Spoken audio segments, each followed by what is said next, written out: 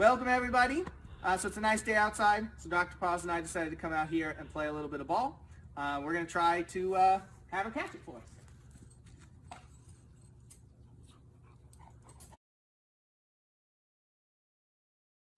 Alright, so what we had there was an example of projectile motion, which I got the equations for right here. What we're going to do today is try to figure out how fast I threw the ball by manipulating these equations and doing a little bit of estimating. Alright, so what I've done here is done a little bit of manipulating of my equations before I even estimate anything.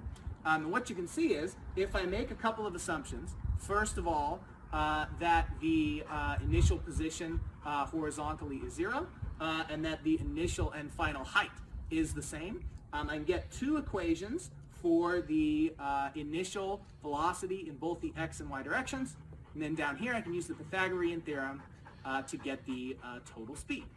So the next thing I have to do is go estimate some distances and times out here.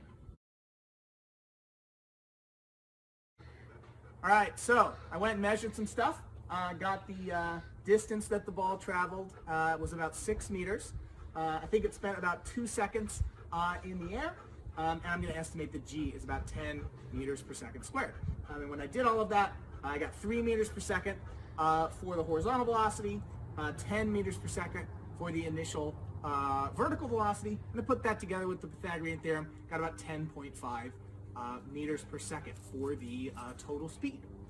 One last thing I always like to do once I've worked out the solution to something is try to make sense of what I got. Here I got about 10.5 meters per second. Don't really know exactly how to interpret meters per second, so I looked that up and it was about 22 miles per hour, which seems like a reasonable speed for me to be able to throw a ball.